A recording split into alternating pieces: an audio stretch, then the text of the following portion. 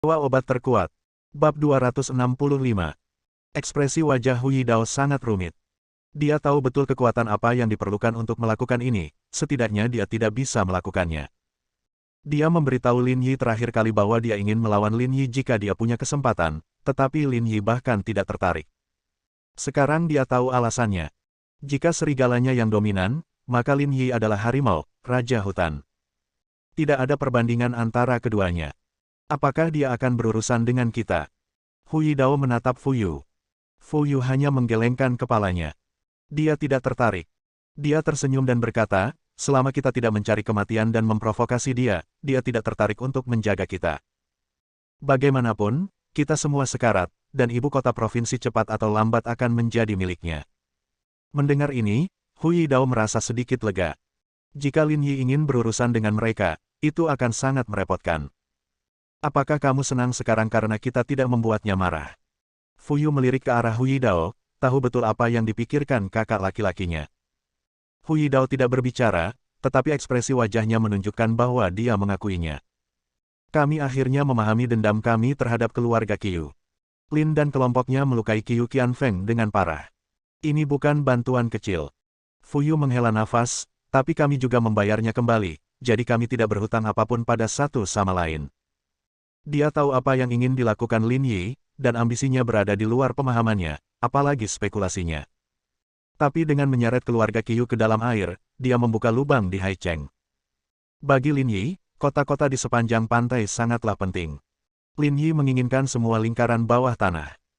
Selama pembukaan Haicheng dibuka, dan ibu kota provinsi direbut, ketiga titik tersebut terhubung dalam satu garis, dan seluruh pantai membentuk busur. Selama mereka terus berkembang ke utara, ambisi Lin Yi mungkin bukan tidak mungkin menyadari.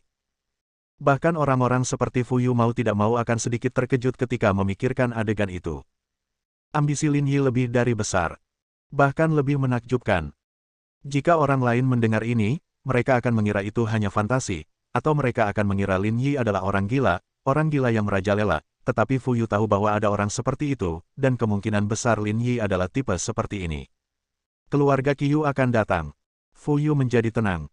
Apa yang ingin dilakukan Lin Yi tidak ada hubungannya dengan dia. Mereka hanya bekerja sama, dan mereka bahkan tidak mengucapkan kata kerja sama. Dia tidak peduli atau peduli tentang apa jadinya Lin Yi di masa depan. Untuk saat ini, dia hanya ingin menyelesaikan dendamnya dengan keluarga Qiu. Beritahu mereka.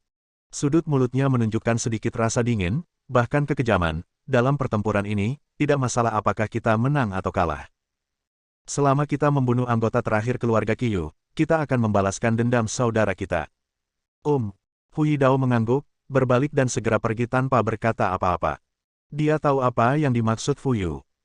Pertempuran ini bukan hanya pertarungan antara mereka dan keluarga Qiu, tapi juga pertarungan antara lingkaran bawah tanah ibu kota provinsi dan Haicheng.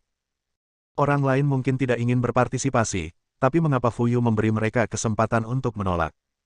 Orang pertama yang ditemukan Hu Yidao adalah Liu Feng, bos Dongguan. Tanpa basa-basi, dia langsung memberi perintah, memberitahu Liu Feng bahwa lingkaran bawah tanah di ibu kota provinsi akan melakukan pertempuran yang menentukan dengan keluarga Qiu, dan dia telah melakukannya. Untuk berpartisipasi. Bagaimana Liu Feng bisa setuju? Tiba-tiba dia harus bertarung sampai mati dengan keluarga Qiu, dan dia akan bodoh jika menyetujuinya. Bahkan jika Hu Yidao datang untuk bertanya secara langsung, dia tetap menolak, karena dia tahu betul bahwa itu masalah Fu Yu, dan dia telah melakukannya. Tidak ada alasan untuk ikut dan mengorbankan kerugian yang sangat besar. Kami tidak punya dendam terhadap keluarga Qiu. Tidak pantas jika kami mengambil tindakan gegabah. Liu Feng masih menggelengkan kepalanya dan tersenyum masam. Saya harap Tuan Fu dapat memahami bahwa kami hanya mencari nafkah, dan kami benar-benar tidak mampu menanggung masalah ini.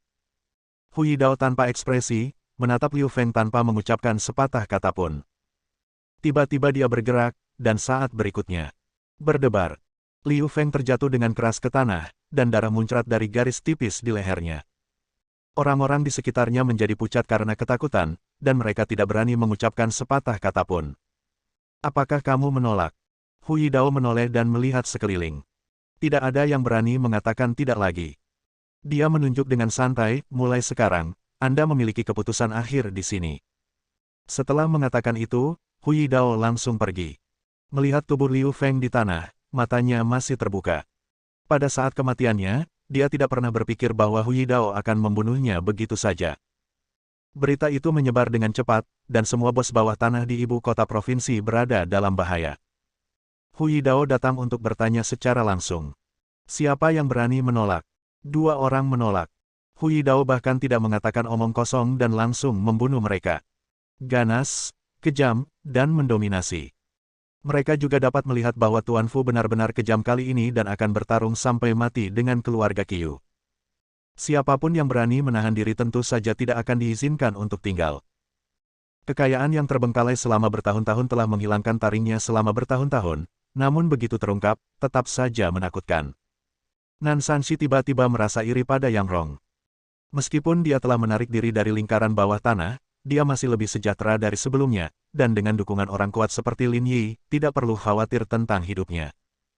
Tidak peduli berapa banyak uang yang Anda hasilkan, apa gunanya? Hidup adalah hal yang paling penting. Nan Sanshi sangat panik. Dia ingin langsung meninggalkan ibu kota provinsi, tapi kemana dia bisa melarikan diri? Hu Yidao ingin membunuhnya, tapi dia tidak punya kesempatan untuk bertahan hidup. Di lingkaran bawah tanah, jalan menuju kegelapan, dan cepat atau lambat kamu akan mati.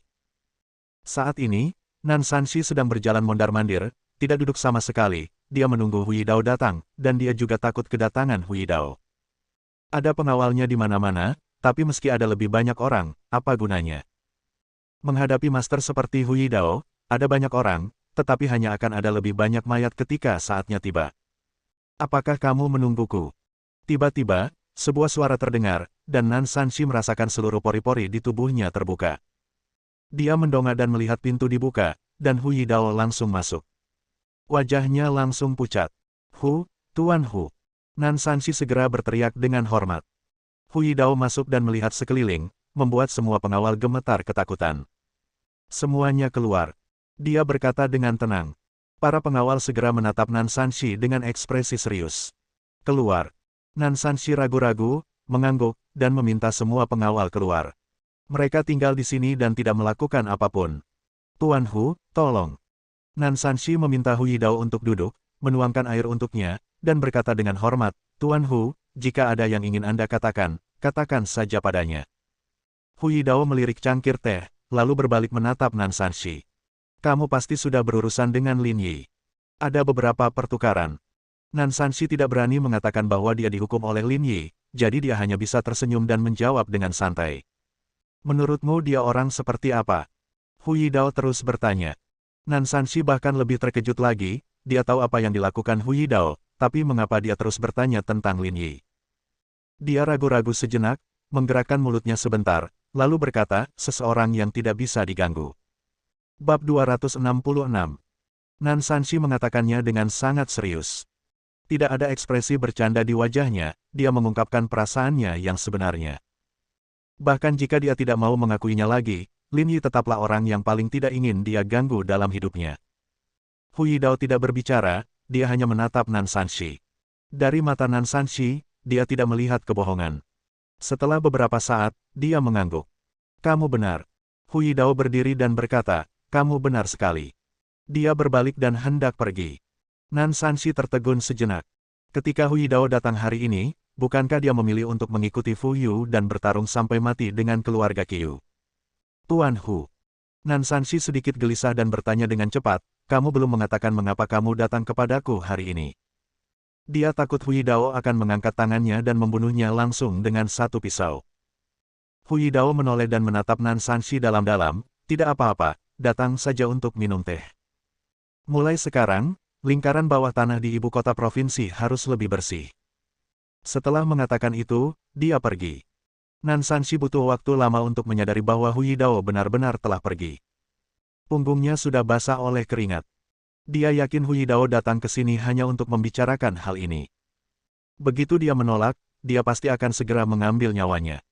Tapi Hu Yidao tidak mengatakan apapun. Setelah menanyakan 2 pertanyaan tentang Lin Yi, dia pergi. Tuan Nan. Para pengawal bergegas masuk satu persatu, wajah mereka penuh kegugupan dan kecemasan. Melihat Nan Sanshi aman, mereka menghela nafas lega, kamu baik-baik saja.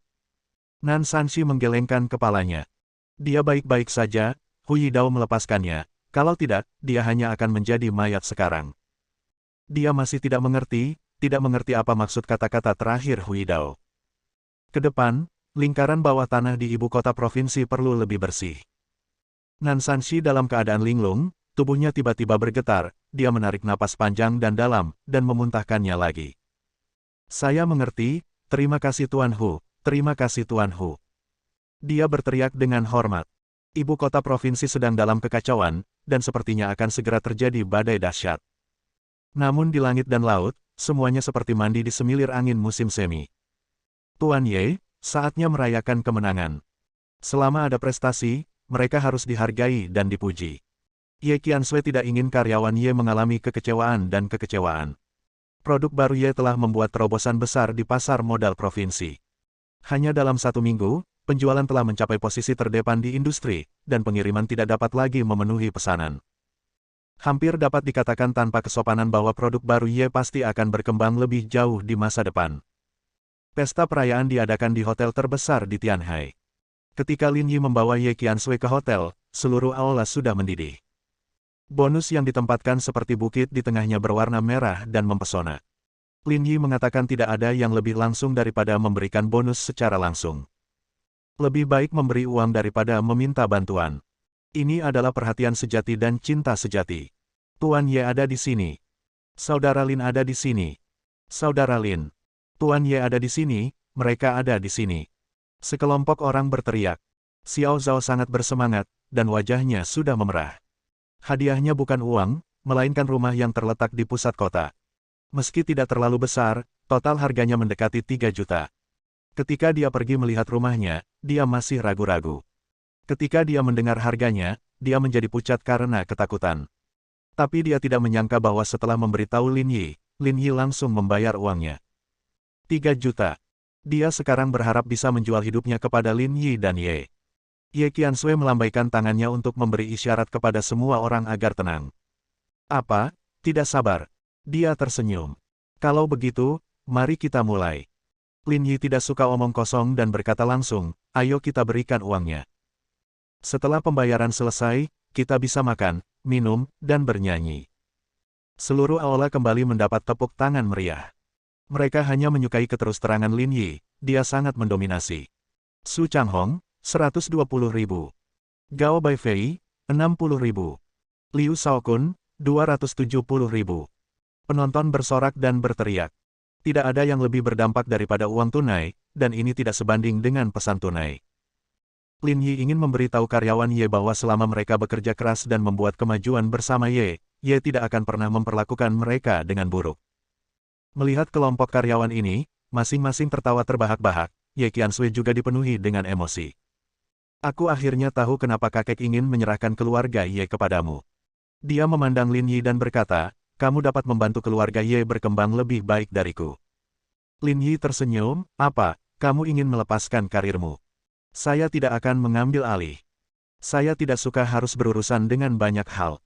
Dia menggelengkan kepalanya, betapa melelahkannya. Lin Yi berhenti.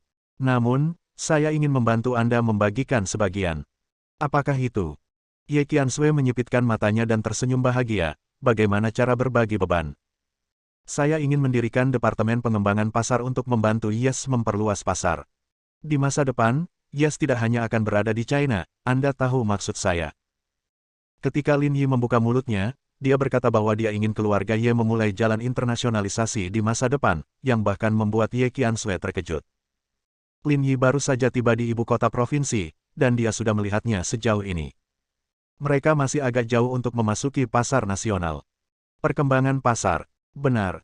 Lin Yi mengangguk, khusus dalam menangani masalah pasar, Qiansui, kamu harus tahu bahwa berbisnis di era ini tidaklah mudah. Tempat yang paling menguntungkan adalah dunia. Terkadang, kamu tidak dapat mencapai hasil apapun dengan mengandalkan kamu untuk bernegosiasi. Ye Qiansui terkejut, lalu metode apa yang ingin kamu gunakan? Meyakinkan orang lain dengan kebajikan. Lin Yi tersenyum dan berkata, saya lebih baik dalam hal ini. Ye Qiansui tidak bisa menahan tawa.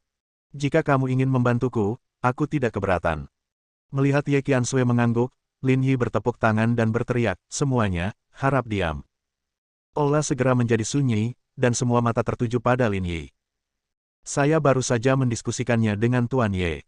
Dia berencana mendirikan departemen baru yang disebut Departemen Pengembangan Pasar. Saya akan bertanggung jawab.